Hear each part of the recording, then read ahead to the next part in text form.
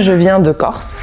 Je suis née là-bas, j'ai grandi, j'ai fait mes études là-bas et je suis arrivée à Angoulême pour des études dans l'audiovisuel. J'ai atterri au LISA et j'ai découvert l'MK en parallèle vu que j'étais sur place et comme le dessin animé c'était ce que je voulais faire vraiment, et bien j'ai fait l'MK. Il était question de trouver du travail, donc on se tourne vers les villes qui peuvent nous accueillir, donc Paris ou Angoulême, globalement c'est un peu ça.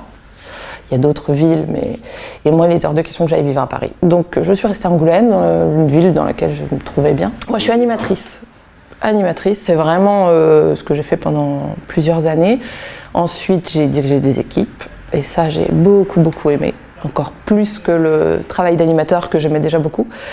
Ça combinait vraiment plein de facettes Enfin, les relations humaines, disons que c'est quelque chose qui m'intéresse, donc travailler avec d'autres personnes, c'était très gratifiant. Donc j'ai fait ça pendant plusieurs années sur plusieurs productions anormales. Sur Art Investigation en premier, qui était une série pour France Télé, sur Copycut, sur Peanuts. Et ensuite, avant de devenir réalisatrice, j'ai eu le poste de première assistant réalisatrice sur Barbapapa.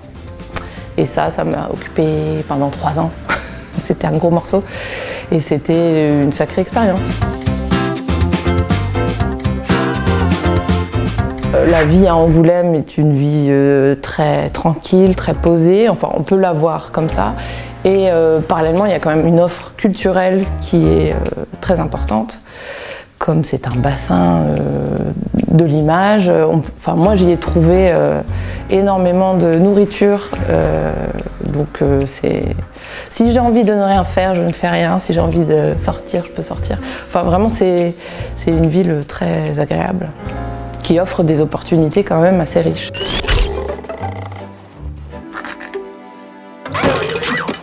Ah mais ça va pas, t'es trop dangereux toi. C'est pas moi qu'il faut attaquer. C'est une nouvelle saison, donc la série, la première saison c'était 52 épisodes de 11 minutes. Ça a été réalisé au studio normal. Moi j'y ai travaillé en tant qu'animatrice dessus, donc je connais un petit peu les personnages, enfin je connais les problématiques techniques aussi liées à l'animation. Et donc cette saison 2, c'est un format différent, ce sont des spéciaux, donc c'est du 23 minutes et on a 6 épisodes. Donc ça n'a rien à voir avec le premier format.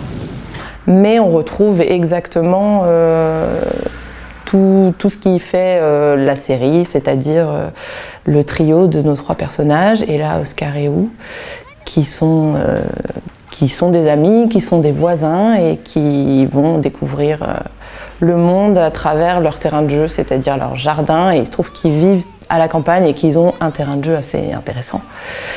Et voilà, c'est une série sur l'amitié. On continue de développer en fait les liens d'amitié qui se lient entre ces 3 personnages et leur découverte.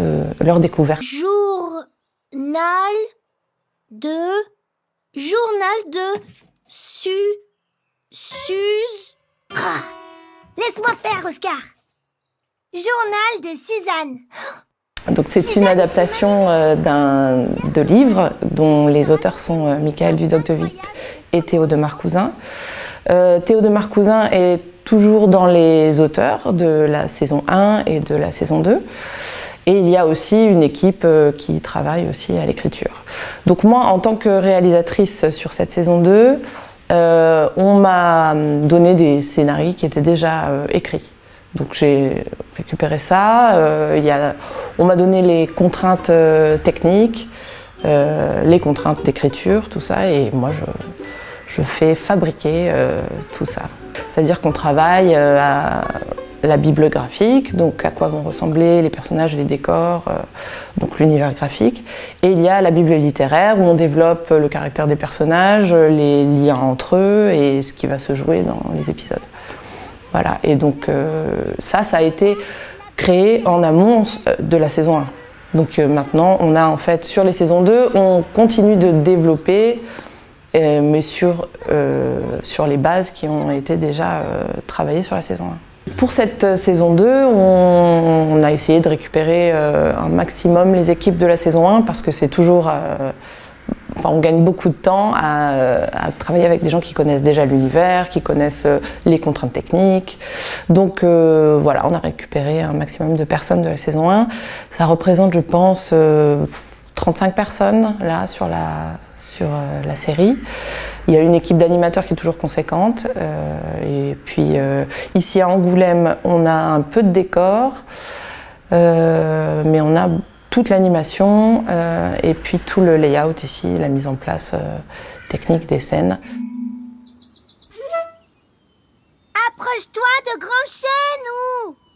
C'est une série 3D faite sur Blender avec un rendu 2D, donc on travaille avec des décors 2D.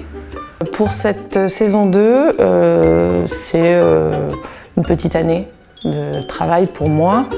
Et puis pour les équipes un peu moins, même beaucoup moins. En fait, dans les prérogatives souvent des saisons 2, c'est qu'il faut avoir quelque chose qui se déroule sans accroc, parce que les saisons 1 essuient souvent des problématiques techniques, graphiques, de relations aussi avec les auteurs. Donc tout ça, on tire tous les bénéfices de la saison 1 pour réaliser une saison 2 et la difficulté pour moi aujourd'hui, c'est d'essayer de faire que tout soit très... qu'il n'y ait aucun problème en fait, et que tout se déroule de la meilleure manière qui soit, comme ça c'est plus rapide et plus économique aussi. Le studio Normal ici est implanté depuis 2009, il me semble, à Angoulême. C'est à ce moment-là, moi, que je suis rentrée dans la boîte. Et on a déménagé ici peu de temps. Enfin, au départ, on était avenue de Cognac, qui est une avenue mignonne, mais là, on a atterri en face de l'Écluse et on a quand même un studio qui est vraiment bien placé. C'est très agréable d'aller prendre des pauses. On est là, en bord de Charente, et c'est vraiment un studio où il est vraiment très agréable de travailler. Pour la situation géographique, mais aussi parce que l'ambiance y est vraiment sympa. Oh, j'aimerais mieux l'histoire incroyable de comment on fabrique de la limonade.